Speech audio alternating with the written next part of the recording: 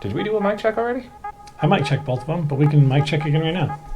No, it's okay. I believe you. Because last time it went so well.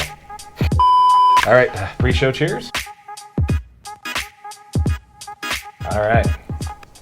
Monkey shoulder again. I hope you're okay with that. Oh, yeah. Yeah, good scotch. I like it. It is. I like it. It's blended scotch. Pretty good. All right. Okay. We don't have any funny jokes this time. We just need to jump into it like a couple of professionals. Jumping in. That's all we do. That's right. All right. Hello, Internet. Welcome to the show. What is going on with the Dallas Mavericks? Could Aaron Rodgers be heading to the 49ers? How about that NCAA championship game? NCAA? I think it's WNCAA. Didn't I say that? I think it's NCAA. Is it really? The Women's College Basketball Championship game. How about that game? How about it? Anthony Randone suspended 4 games for assaulting a fan. Let's go ahead and talk about it here. That is AJ. My name is Darren, and this is the DNA Sports Recap. That's better. Cue music. Roll the intro.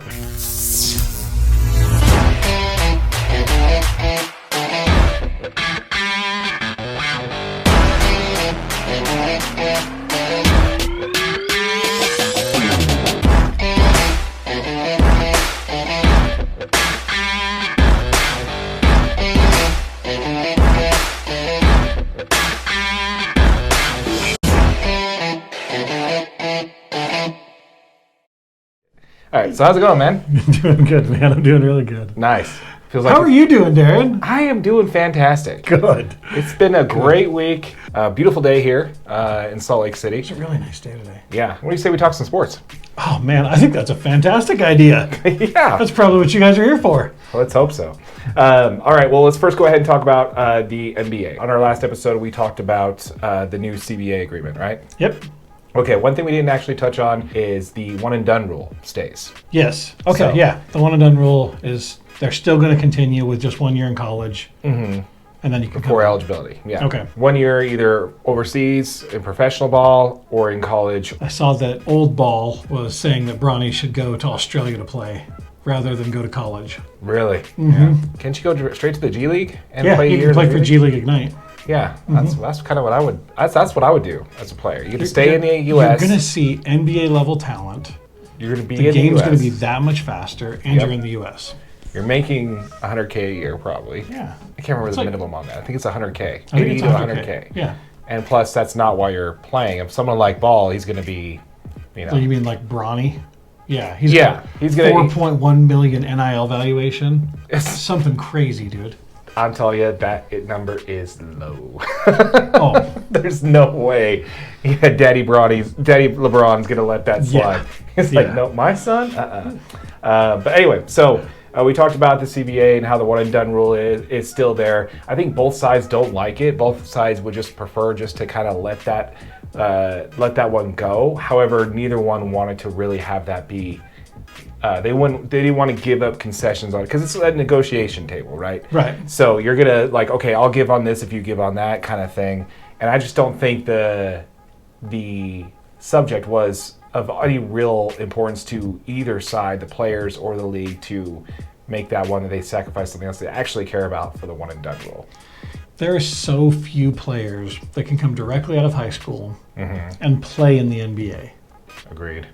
You know what I mean? Like, I think that maybe affects, 2 to 3 players a draft class that are actually like NBA ready.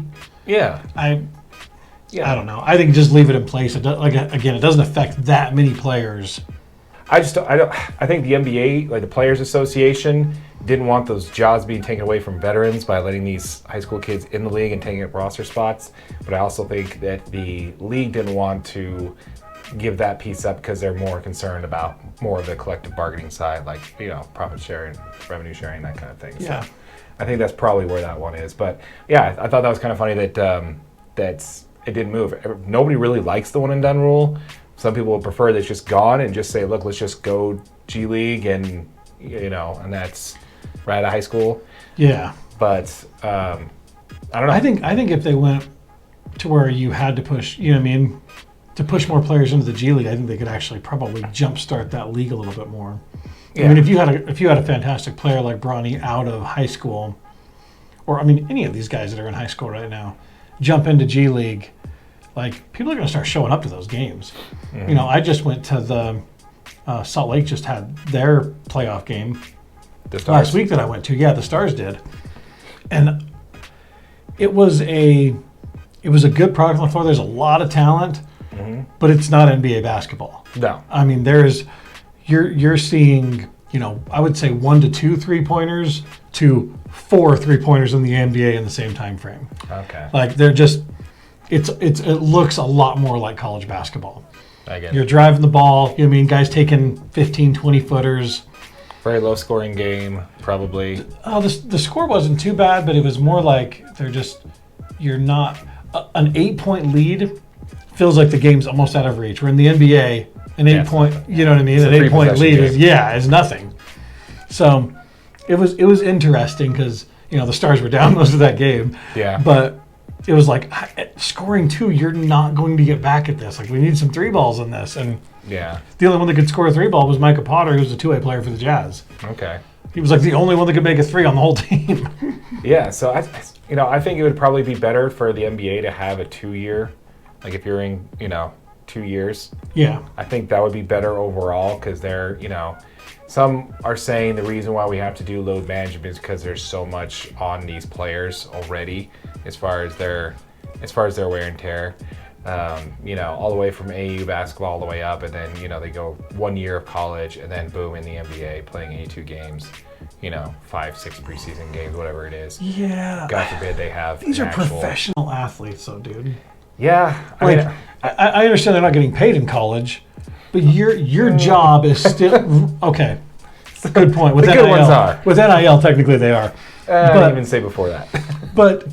My point is like your whole job is to be an athlete. Mm-hmm. You know what I mean? If you can't be ready to get it on the floor and produce quality basketball, why are you still playing? There's evidence to kind of point to the fact that maybe we are burning through these players a little fast, and I don't think that it's on the players to really, like you said, they are elite athletes. However, there is a simple fix to this in the NBA, and they just refuse to acknowledge it and refuse to get past it, which is also something that should have been in the CBA, which wasn't, is just eliminate the back-to-backs. There's just no need for that in the NBA. Absolutely not. The only reason you have back-to-backs is because that's how they continue to make money by just pushing these players in. Shorten the season 10 games, cut out the back-to-backs, and the situation's fixed. You have a day between every game. Or just cut out a week of the preseason. Yeah. And just, and put the season out an extra week. No one cares that you're playing into, no one's caring that the finals are into July. No one cares. No. No one cares if they start in early October versus late October. No one's going to care. Especially if you're putting a better product on the floor. Yeah, I think you cut down the amount of preseason games and you just, but I just think the easiest way to kind of avoid this is just cut down the back-to-backs. Just make them not a thing. Yeah.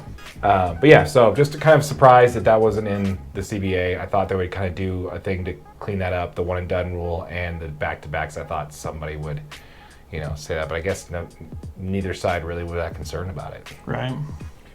As far as what else is in the NBA, so we've gone from the trade deadline. If you go all the way back to episode 1, the beginning of the season, beginning of our show, we discussed.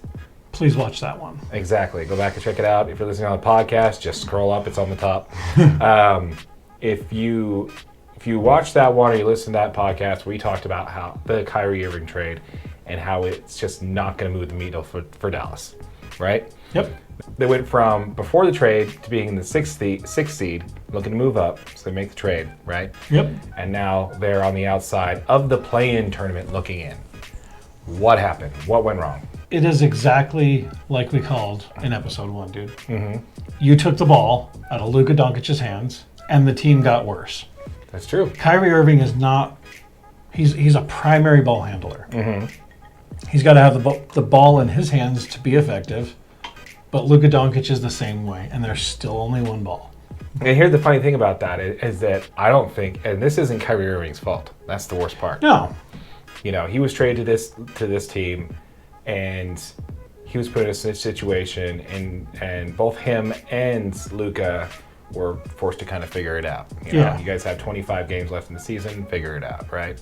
And apparently it didn't go all that well. But let's talk about the last 13 games of the season so far. Okay. Dallas Mavericks record is 3-10 in those 13 games. Ouch. They're out shooting their opponents. In the last 13 games, where they've won 3, lost 10, they're out shooting their opponents field goal percentage, 3-point percentage, and free throw percentages, respectfully. So they're beating them on the offense on all 3. Starting with field goal percentage, 48.1 to 47.9, 3-point shooting, 37.1 to 35.5%. On the free throw line, they're about 1% over on 79.5 and 78.2. Now, those are all pretty close together. Like, they're not like huge spanses, but generally speaking, if you're performing better, you are probably, going to win the game, right? So, here's the problem. In those 13 games, out of the 10 losses that they have, they were out-rebounded in 9 of them. Okay. On average, they are being they were out. Have you ever had a dream that you being out rebounded by 7 rebounds per game? Basically, what's the problem here? What are we seeing as far as the issue? It's not necessarily Kyrie Irving. I'm actually backpedaling on my previous thought that we mentioned earlier. That's not even on Jason Kidd. I honestly don't think he's that good a manager, but I don't think this is actually his problem either. I think this is more on the front office and ownership on this one. To basically, roster construction is just terrible. Well, yeah, I mean, they moved Spencer Dinwiddie, Dorian Finney-Smith, which are 2 defensive-minded players. Spencer Dinwiddie's like a 3-and-D kind of guy. Mm-hmm. Dorian Finney-Smith's, a long defensive player that's going to scoop up rebounds. Mm-hmm. And, just like you're saying, it sounds like the loss of those players has affected them to the point where you're not going to be able to just outshoot every team every single night. Yeah. And the majority, and there was another stat that I saw that said over 60% of their possessions are in half-court ISO ball. Yeah, but that's the only thing they have. They have no transition offense, no transition defense, no rim protection, and they're... Yeah, Luka's not looking to run up and down the court and make a scene, and they want to slow dribble the ball up the court. Make a set, make a move, and play isolation basketball. Get a shot for Kyrie or Luka, and they probably just switch. Yeah, no, it makes sense. And the issue comes back to, again, front office and management and ownership. The problem is that this isn't an isolated thing for Dallas. This is something that's been continuously be a problem for them. Right. They moved on from Steve Nash right before we got back-to-back MVPs with the Phoenix Suns.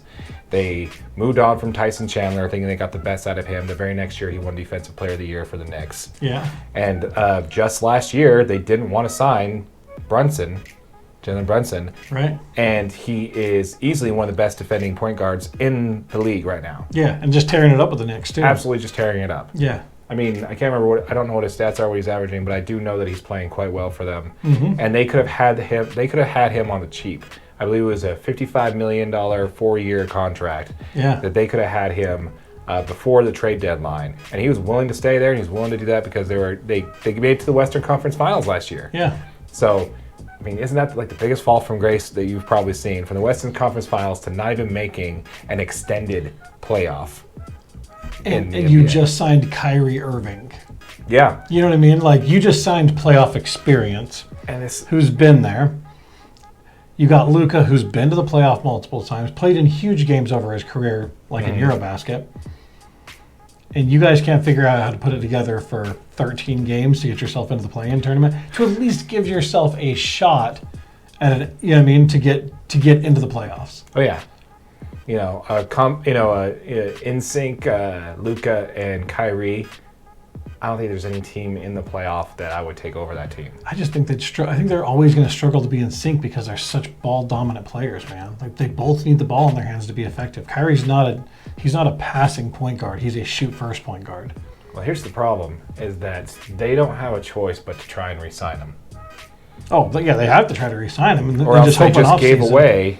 They just gave away all of that, those draft picks and those players, for absolutely nothing. An unprotected first and 2 second round picks too. And 2 key players. Spencer Dinwiddie, Dorian Finney-Smith, for absolutely nothing. And Kyrie can test free agency. He has a player option. He can opt out of this year and test the waters on free agency. Well, like we said, I think Dallas is willing to roll the dice, you know what I mean, for the 1 year rental and prove to him, oh, this team can make it. You got a chance. But if he walks in the offseason, you've lost all that. See, right now the Dallas Mavericks can offer him 200, and the most any other team can offer him is $204 million contract. The Dallas Mavericks, because they own his rights, because they got him in a trade, can offer him $270 million. So right now it's leaked to the press. He's going to test free agency to get Dallas to really pony up, because this is going to be his last contract. Oh, yeah. He's not getting another. This is his last big one. He might get some vet minimum deals and stuff after, but yeah, this is his last big money contract. So but you kind of have to go for it with him, or else you did all that for absolutely nothing. He's going to walk, and you have absolutely nothing to show for it. I don't know. What do you think? Do you think that they make the effort to re-sign Kyrie Irving? Oh, they're definitely going to make an effort to re-sign him. I mean, they're going to offer him everything. I don't know if Kyrie stays, man. If they don't make the playoffs, I don't know. Yeah. I don't see him staying. Reports are the Lakers are in on him, even though LeBron and him want to play together. Again, the Lakers are not in on Kyrie. It's been reported that they were not. Yeah. Kyrie's not in their plans for the offseason, which may just be positioning, but for negotiation processes. But I don't know. I don't really see a place where most competent Ren teams are not going to roll the dice on Kyrie Irving, because you just don't know. And you're definitely not going to pay him $200 million to just not know. Yeah. And then, the only team who could really afford to pay him the most is Dallas.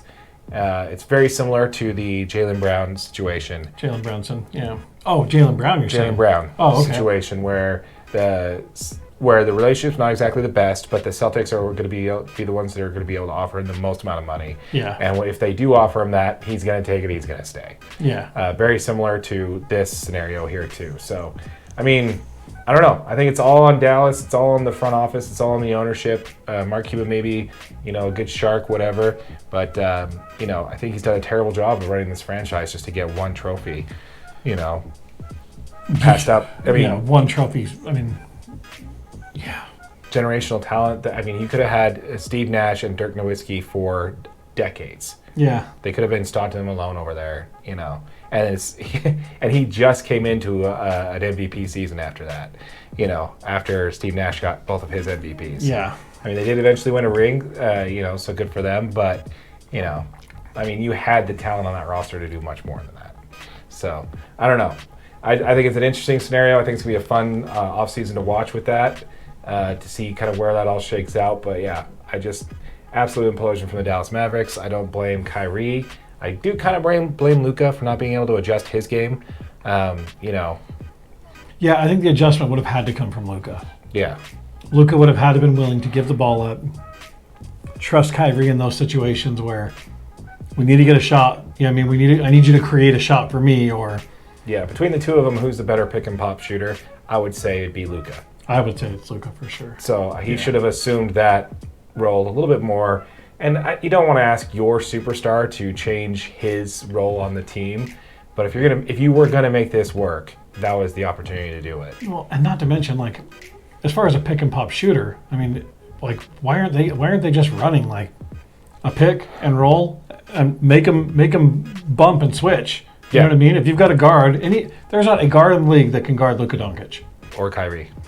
Well, but you know what I mean? Especially when you've got a guard already guarding Kyrie, they come, Luka sets a screen. If they switch, Luka's wide open. Now, there's just not a chance. Unless you're trying to guard Kyrie with a 7-foot guy, which Kyrie's going past him. Yeah, nobody stays in front of Kyrie. That would be a really tough combination. Yeah, you get Kyrie the ball. No one stays in front of him. They run the pick and roll. You got Luka with a wide open mid-range jumper.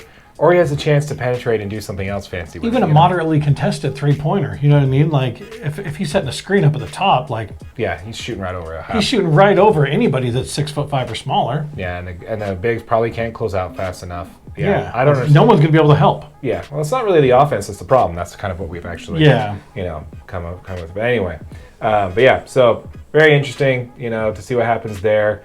I don't think that they want to. They got a top 10 protected first round pick, I believe, and I think that's why they're considering shutting those two down for the last couple games of the season. I don't know. We'll see what happens there. But you got anything else on the NBA? Nope, that was all I had. Okay. All right. So moving right along, we do have a little bit of information on the NFL, a little bit of news coming out there that there's rumors about the Aaron Rodgers trade and kind of what's going on there. He went on the Pat McAfee show. I believe that's his first name, Pat McAfee, right? Yeah. Okay. On the Pat McAfee show, saying that he wasn't really happy with how conversations went after he came out of his darkness retreat and stuff like that. And there's some back and forth taking jabs at each other. But right now, there's rumors that the 49ers are ready to make an offer for a trade for Aaron Rodgers, which would be very interesting because you just mentioned before we went on the air there that they already have 3 quarterbacks on staff right now. So, I mean, honestly, you take Aaron Rodgers over any 3 of those, but maybe that's some of the trade, though. Maybe they're going to move one of those quarterbacks. Yeah, I mean, in a trade, send somebody back to the Packers. Yeah. Yeah, because they got Sam Darnold, Brock Purdy, Trey Lance, I think is who they just signed. Those are all quarterbacks that were first-round guys, man. Yeah. I mean, besides Brock Purdy, obviously. But Trey Lance and Sam Darnold were both first-round guys. Yeah, I don't think Trey Lance is ready. He hasn't seemed ready to kind of be the... I mean, props to Shanahan, Coach Shanahan. I don't know how he's playing well with the quarterback situation that he has, down there. So, quite impressive. Yeah. A lot of people are saying that he should, move on to a different job, but or that they should move on from him. But I don't know, man. I think he's doing a fantastic job with what he's just keeps competing, dude. With what he's got going on down there. But I don't know. Do you see any life to the rumors that potentially, like the 49ers or another team, like you mentioned, the Raiders could potentially make a trade for Aaron Rodgers? Which make no sense. Why the Raiders? They just signed Jimmy G. Yeah, but the only thing that I saw is that he was interested in going back to play with Devontae Adams. Oh, okay. The wide receiver that he had before with the Packers. Right. But that was before all that talk was before the Jimmy G signing. That could have been it. Yeah. So I don't know. I think that's pretty funny. But yeah, I just see this as positioning to try and get the media to push the narrative to try and get the Jets to just do anything. Yeah. So the problem is that Aaron Rodgers, you're trading him not at his peak. He didn't win an MVP this season. He won back-to-back MVPs the 2 previous years. Why are you moving him now? You should have traded him. Actually, the 49ers were in on him before last season. Before the last season, they tried to make a trade for him. And they didn't make the trade because they wanted a first-round pick. And now most talking head experts say that Aaron Rodgers isn't worth a first-round draft pick. At least not a top 13 pick like the Jets have. Right. So they're thinking that he's not worth that, and that's really what's holding up the... Not at this point in his career, he's not. No. If you would have made the trade last year, absolutely. Yeah. You wouldn't hesitate to that. All in, yeah. Yeah. So they're basically just saying that that's kind of what's holding it up, and maybe this is just the teams trying to push the narrative to the media to try to get them to, just get the deal done already. So that's what I think is going on here. Yep. No, I agree. All right, so let's go ahead and talk a little bit about. You got anything on the NFL? Was all I had. Okay. Yep. Let's go ahead and talk a little. Quiet. The NFL's quiet, man. Very quiet right now. Yeah. Yeah, very quiet. Just coming up to the draft, just a bunch of mock draft things, nothing crazy. Yeah. But yeah, let's go ahead and talk a little bit about the MLB. We talked a little bit about the Shohei Ohtani, the game he started, right, and then took the loss. But did you hear what happened on that game? Uh-uh. Okay, so at the end of the game, there was a fan that was basically just giving it to the Angels, just calling them out, just ragging them, just giving them a good old time, calling them names, screaming and hollering. And have you seen the video? I have not seen it. So what happened is Anthony Rendon walks back, climbs up to because you know how they walk through the gates, and just like in NBA basketball, they can reach down. And Anthony Rendon walks back, steps over the barricade, climbs up, and calls a fan over. The fan comes over, right? One of the Oakland A's fans in a jersey comes down, and he reaches up and grabs him by his jersey and pulls him down and said, "Hey, you were just calling me a so-and-so." He's like, "No, I didn't." He goes, "Yes, you did. Yes, you did." He's like, so he's like, just basically guiding this guy by his jersey. What the hell? And holding him like that. And then he reached up and swatted at him, but he missed. The guy pulled back and he lost his grip, and so he missed, which is basically the story of Anthony Rendon's career as an Angel so far, is swinging and missing.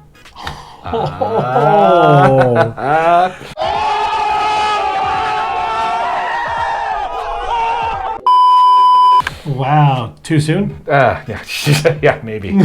For him, maybe. But, yeah. I'm sure glad my Dodgers dodged that bullet, man. Anyway. I think anytime you're a professional athlete, you have to be prepared for the hazing, dude. Mm-hmm. Like, especially when you're in... Were they at home? They were on the road against Okay, so they were, yeah. So they were at Oakland. Mm-hmm. If you're in another team's arena, just be ready for it. Like, Yeah. what is wrong with... You're going to ruin your whole career, Mm-hmm. your whole perception, all your future contracts over some guy yelling and calling you names. Yeah, so it's... I get it. There comes a point where I'm sure any man in that situation is like, oh, I'm not going to take any more. But you're just at work, man. Yeah. You know? Like, he's not saying anything to offend you as a person. And even if he was, who cares? Yeah, and honestly, it's probably not the worst he's ever heard. That's exactly it, dude. You know. Think of all the bad things those guys get called. Yeah. Like, and that's not me. That's not the kind of fan that I am to yell and scream at players. But like, there's a lot of people that are. They get fun going and talking trash to all these players and telling them all the things they want to tell them. Oh, yeah. As a professional athlete, you have to be prepared for it.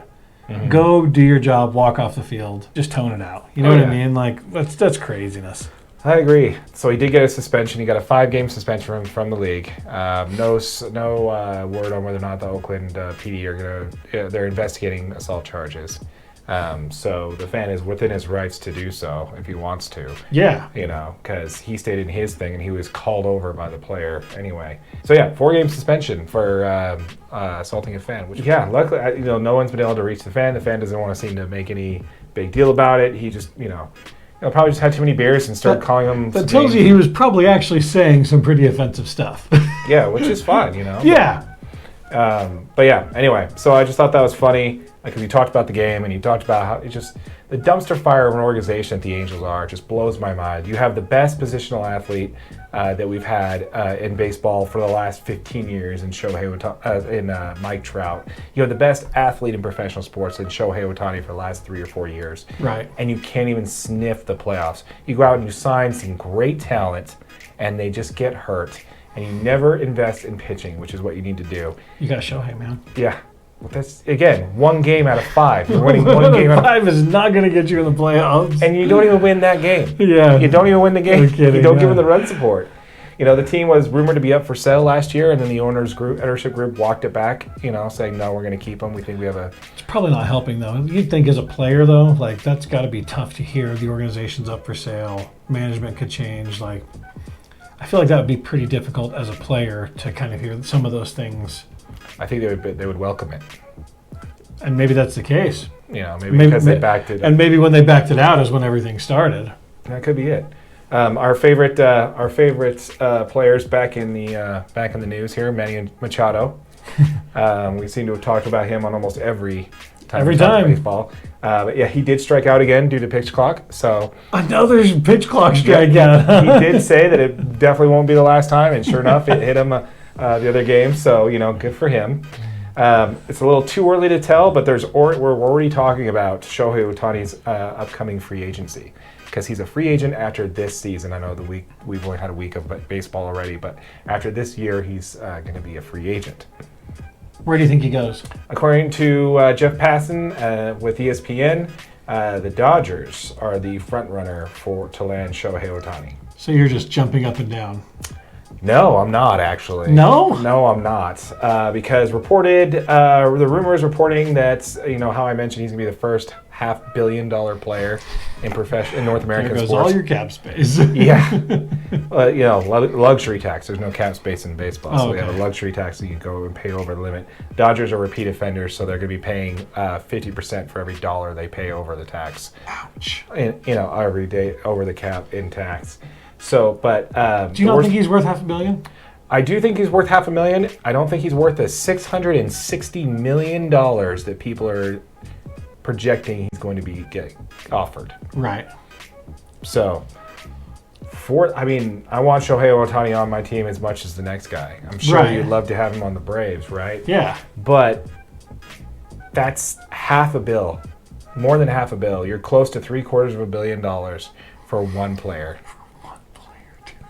That's technically 2 players for a couple years, but there's not a team that's paying $600 million, $660 million for 2 players right now. Somebody's going to pay $660 for one. Yeah, and it's probably going to be the Giants or some team that's just going to want to have a big splash, want to have the shiny new toy, and he's just going to, again, be like where he is right now with the Angels. Just not really get anywhere. Yeah, he's not going to get anywhere that's going to be able to support him with run support or any additional pitching staff. Like, you're going to win 1 out of every 5 games because you have a decent pitcher then. Yeah, exactly. So I don't know. I'd love to have him on the Dodgers. I just don't think $660 million is the price that the Dodgers are going to be willing to pay for that. But if they are the front runner for him, fantastic. I'm pretty sure that they'll figure it out there. Trade away the rest of the team. I don't know. Something. Yeah, it's just him on the field at all times. It's him. Yeah, just he's got this. I watched a YouTuber the other day who does MLB The Show, like the video game, and he moved Shohei Ohtani around to every position per inning. And so he played the first inning he was pitcher, second inning he was catcher, third inning he was, so he played every position except for catcher. I'm sorry, on the field in one game, which was quite interesting to see. The ball just seemed to find him anywhere he was. But yeah, anyway. So did you hear about the St. Louis Cardinals and their issue they are having this recent series against the Braves? I didn't. Okay, so they play the Atlanta Braves, and Shohei Ohtani, that guy's just on the mind, man. Ronald Acuna Jr. guns down, I believe his name is O'Neill for the Cardinals. Right, as he's running, it's a bloop single. He's running, trying to take home from second base, and he's running around third. He gets thrown at home because Acuna just gunned it, man. Got him. Wasn't even close. Throw all the money. Yeah. Wasn't even close. He was out. I think there was like 10 feet between the catcher and the plate. He was up the line. There's no chance. Oh, really? It was just that good a throw. And the manager in the post-game conversation threw his player O'Neill under the bus, saying that's not how we play ball. You don't need to practice running fast. You don't need to, basically just saying he dogged it. He wasn't trying. What? Yeah, the manager came out and said this against his own player. And his own player's like, I've never dogged a game play in my life. I play 100% every single time. I'm trying to score the run. I don't know why they thought I wouldn't run hard. He's like, I got the sign and I just kept running. I didn't run any. He's like, I had a bad jump, and Acuna's got a great arm. Yeah. So that's that. But yeah, he's just not happy with the fact that management is throwing him under the bus. I mean, what do you think about that? Your own manager throwing you under the bus. Yeah, that's that puts you in a really tough situation for future games. You know what I mean? Like when you accuse somebody of not giving 100% in every single play, like all of a sudden you're turning those wheels in that player's mind. Like maybe I don't need to. Maybe if I didn't before, maybe I should now. That's not usually how it works. It's usually like I know that I was, and now I'm not going to. Yeah, that's the crazy part about that. And let's see here. So, like I mentioned, they were playing a series against him, and the final game was yesterday, right? Guess who was absent from the starting roster that game? Don't say it. Yeah, Tyler O'Neill. He wasn't on. They benched him. Really? Yeah, they benched him because the owner said that we have a certain standard when it comes to hustle, and he did not meet that, so he does not get to play. Yeah.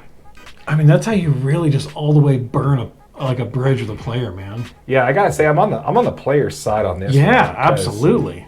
I don't really see, where they're coming from there. I mean, he's got a career average 9.7 WAR. That's wins above replacement.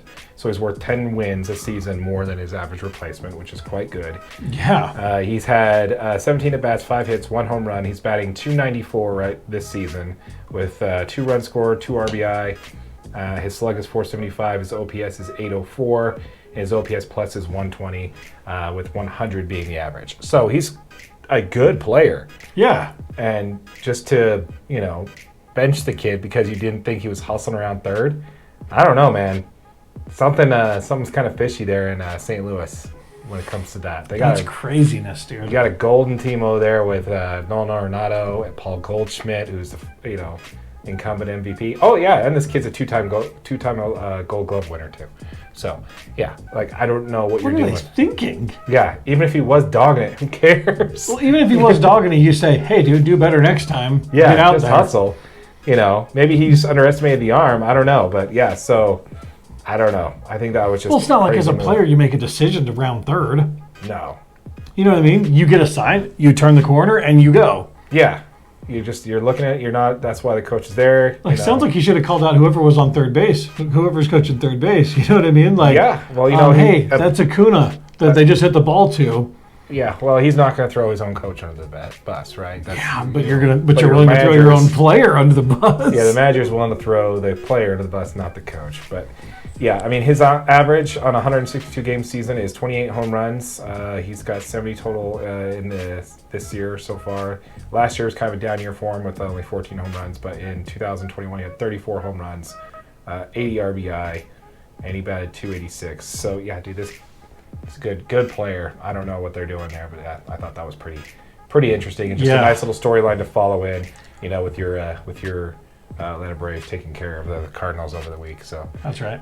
so yeah, quite interesting. So let's go ahead and move on to the NCAA championship game, right? Are we talking women's or men's? Ooh, aha, that's what we Because call there's it. storylines in both. That's what we call a tease. Keep watching to find out.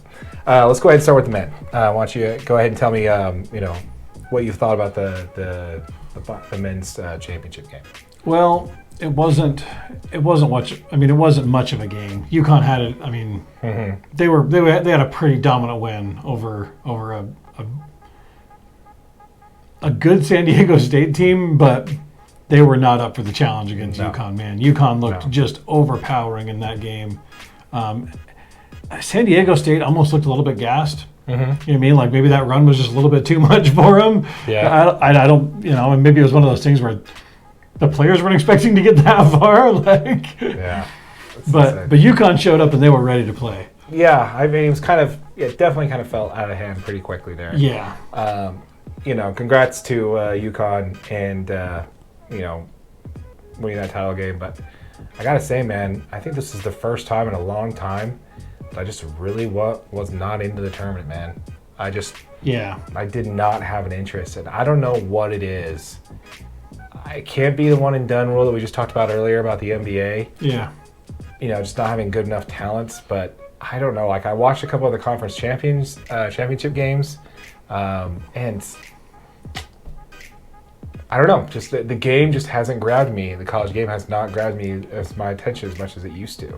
Yeah, it's just such a different game in college than it is in the NBA. Mm-hmm. The 3-point shooting is completely different. The way they run schemes, you see a lot of zone defense in college. And I don't think that's as exciting as watching an NBA basketball game. No, it's not. But it's it had its own charm, just like college football versus the NFL. It has its own. Yeah, college football is way better than NFL. I actually agree. But it feels like a different game. You have different interests, even though it's the same game, same rules, same amount of players and everything. It just feels like a better game. And I used to feel that way about college basketball over the NBA.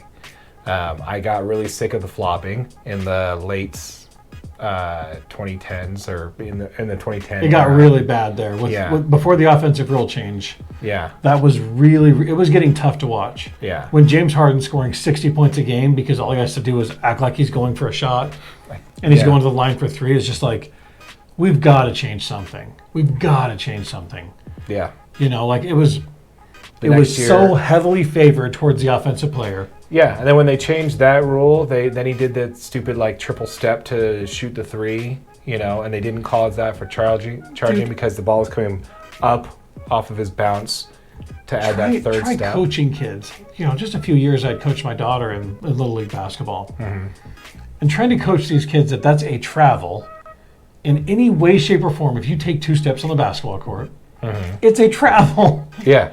You know what I mean?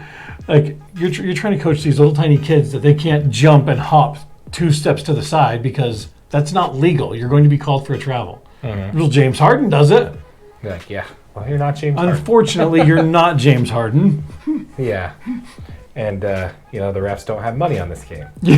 But, yeah, it was really hard to watch, and I really got into college basketball at the time. During that time frame? Yeah, and before. Like, when I was in high school, I was a big North Carolina fan.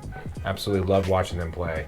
And then when I think the last time they won the national championship was right around that same time.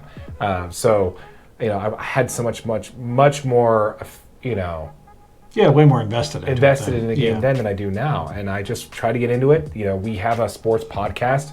We should be following it a little closer. Yeah. And honestly, I just couldn't be bothered. I don't know what it is. Yeah. I just wasn't in it. But I think the finals game kind of was a representation of that, how it kind of just, they were definitely, San Diego State was definitely the underdogs, and it didn't really play out to be that exciting of a game for me. Right. I don't know. What do you think? Yeah, no. I mean, I think that's exactly it. The product on the court really struggled. You had a lot of early upsets in the tournament this year, where some of these teams that Purdue were being a big one. that were really heavily favored to make it and compete for a national championship had one bad game. And that is the fun part about watching March Madness, is you have the upsets and stuff like that. But I feel like it totally affected the final product of that national championship game. Oh yeah, when everybody's bracket is done after the first round.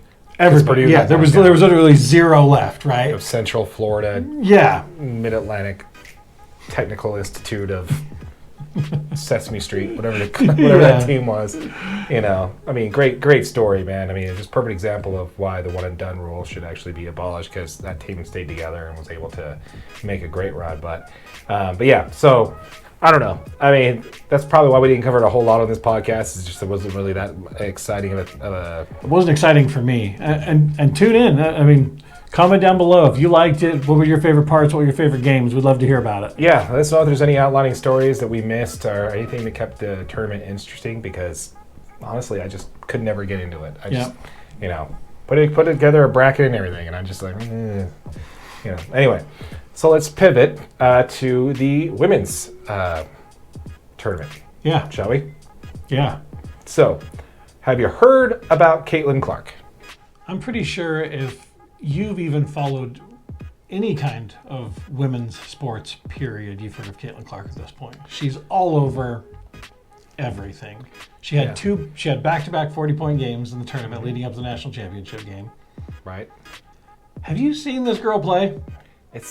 She's insane. She's pulling up and shooting threes from the center NBA court three-point line. Yeah, 30 feet out. She's shooting for 30 feet out. Yeah. Let's just put it that way, which I think is insane. Have you heard of, so let's talk about that. Let's talk about their conference championship. It was Iowa versus LSU, right? The women's national championship. Yes. Iowa versus LSU. Yep. And Iowa had a very nice Cinderella story throughout the entire tournament. We talked about those 40-point games coming from and Caitlin Clark just put the team on her back Yeah. and just carried them through those couple of games to get them to the national championship. Yeah, and I don't know, have you heard about the controversy behind? Well, the big story is she's a pretty prolific trash talker. I mean, she's out there telling girls, look at the scoreboard and shut up. Yeah, you're down by 18 points. Yeah. So, and I love that, man. Mm-hmm. I love that fierce, raw competitiveness.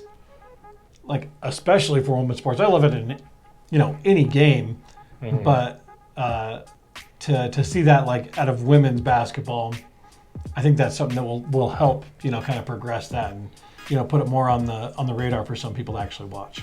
Yeah. So the problem I have with it is let's talk about this. This is the problem. You've heard about Caitlin Clark. You've heard about her doing the whole, waving her hand in front of her face, taunting the other players and trash talking. The big problem is when the LSU team was blowing them out. What's her name? Angel Reese did the same thing and then pointed at her finger like she was gonna get a championship ring. Yeah, that's right. And people said that was classless. This is the part where that really bothers me. Either either we accept athletes are going to have emotion and let them play and let them show their emotion, or we're going to lock them down. We can't hold women to a different standard than we're holding the men to. Absolutely. Would this even be a conversation if we were talking about the men's national championship game? Not even remotely a conversation, dude. It wouldn't have been. It wouldn't have been. And it just gets worse than that. Like, all I see is just two players talking trash and being emotionally invested in their game. These two players, Angel Reese and Caitlin Clark, they like each other. Yeah. They're buddy-buddy. I mean, Caitlin Clark went like into the media to specifically say that like how much respect she had for Angel Reese. Like, super cool story. I think they're both fans of each other. Like, you know, to talk about how much they respect each other and like just the fierce competitiveness on the court. Like, these are two great women's college basketball players, you know, near the ends of their careers. I'm pretty sure Caitlin Clark's a senior. I'm not sure about Angel Reese. Caitlin Clark's not. She has one more year. Oh, she's got one more year of eligibility. Yeah, okay. One more year before she get declared for the draft. So, yeah, I don't know, man. I love to see the competitiveness. I really disagree with the fact that, again, if this was a men's league and there's women, or if there's guys out there pointing to their ring finger, like, this isn't even a conversation. No. But let those girls go out and play, man. You know what I mean? Yeah. Like, I love it. I love it. Let them go out there, get dirty, play the game. It gets worse. It's beautiful, man. It gets worse. It does. It does. The first lady comes out and says, I'm going to ask Joe to have both teams come and visit the White House because it's good sportsmanship. What? You want me to go first or you want to go first? You go ahead and go first. I absolutely hate this. I hate this on so many levels, dude. The worst part about this is, why don't we just go out and teach everybody that as long as you do your best, you get to go to the White House. You're either the national champion and you go to the White House, or you're not. Right. Plain and simple. So, you know who also doesn't like the idea? Everybody else. Caitlin Clark. Yeah. She went on the news saying Because that she's not the national champion. She said she does not believe that the runner-up should get to go to the White House. That makes me like her even more, dude. Yes. But the fact that she is like, no, we're not going to, and I hope they don't. I hope that Joe Biden extends the invitation and, you know, and Iowa cordially declines. Yeah. Respectfully declines Yeah. and say, we'll see you next year. Yep. You know, and kind of go that way. You know, and then here's the problem, though, is that there's another narrative being spun here. And this is the part that really bothers me. If it was reversed, if LSU lost, No. would they have Not a gotten chance. the good sportsman, you should come anyway? Not a chance. Not a chance. The worst part is, we witnessed the most watched women's sporting event of all time go down, and we are not talking about it. The women's national championship game had a higher rating than any NBA game on ESPN all year. It was hyped, dude. That was That a very championship hyped game, we That's are insane. already looking past the NBA to watch women's college basketball. Yeah.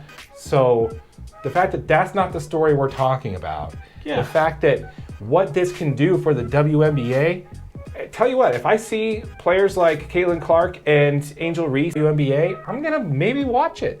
Yeah. You know, the WNBA is very much in a situation where the NBA was in the 50s and 60s. Yeah. You know, where it just was kind of trying to find its own footing, trying to understand its own appeal, trying to find its niche market. You need this kind of attention on your league for your sport. But push it the right way. Yeah. This is not Push the it way. the right this is, way. Exactly. This is not the right narrative. We should be embracing, you know, Caitlin Clark and Angel Reese for the fantastic game that they put together and played, the fantastic product they put on the court. the show, man. It was Yeah. an entertaining game. The trash talk, was the fantastic. taunting, all that's great. Nobody was getting up in each other's faces. Nobody was pushing anybody. Yeah. You know. It was good old-fashioned trash talk that everybody likes to see. You know, like that's what basketball's about. Exactly. And I think these speaks great to the future of the WNBA. If you've got players now who are coming up that can knock down 30-foot threes in the second half, Yeah. you know, when they've been playing the whole game. Under pressure. Not to mention they just ran all the way through the NCAA Women's tournament. You know what I Yeah. mean? So they're playing every 2 days. Yep. They're tired. They're not you know what I mean? Like they're not rested. Like dude, this is insane. This is crazy good basketball and crazy good for women's basketball. Yeah. I love it. You know, I got a daughter that plays basketball, and like, this is the competitive level that you want to see. Yes. That's the stuff that you go out there and you beg for your kids to go play like that. I definitely loved watching Iowa's, Cinderella story and getting to the championship and really seeing what that team can do. And it was great to watch LSU, the Tigers, just, walk them off and be like, cool, great, nice job, guys. Yeah, you guys did great all the way up to here. Yeah, but the run's over here. And I love it. I absolutely loved it. It was a great story. That's what we should be talking about. The fact that we have women's college basketball being one of the number one rated, shows on television in sports. Yeah. When you have absolutely fantastic. When you have Lakers on ESPN who are battling for a playoff spot, nobody's watching that. We're all watching the women's college basketball championship game. I don't like that this is what we had to talk about. Yeah. Yeah. Why can't we just be talking about how fantastic the game was? It was super competitive. Like, this is the headlines. Is all the other side stuff that happened and how we got to this game are the headlines, not the actual fantastic basketball game that happened. Yeah. The competitive, the game. I would be okay if the B story was the trash talking and people were just talking about whether or not that was okay or not. Yeah. I'd be okay if that was it. But I'm choosing to look past that and just see the two great athletes performing at their best at the top level of their sport right now.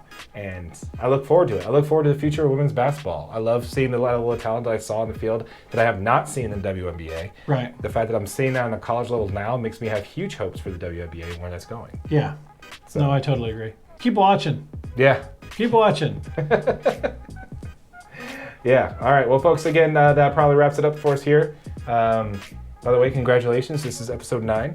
Episode 9. Episode 9 Dude, of our podcast. That's what I'm talking about. We're past the hump, folks. Thanks, everybody, for watching. We really appreciate it. Yep, over 90 podcasts end after episode 8. So the fact that we made it to episode 9, we like to appreciate it. So again, very much appreciate you. Cheers. Thank you very much for watching. Again, folks, this is a podcast. If you are watching this on YouTube in one of the short forms, it is available in its full entirety on YouTube Video Podcast, the new playlist option they have available. Yep. We're also available audio only wherever you find your podcasts. Yep, and if you're watching on YouTube, make sure you like, share, subscribe, keep commenting, keep interacting. We love it. Absolutely. Once again, folks, my name is Darren, that is AJ, and this has been the DNA Sports Recap. Till next time.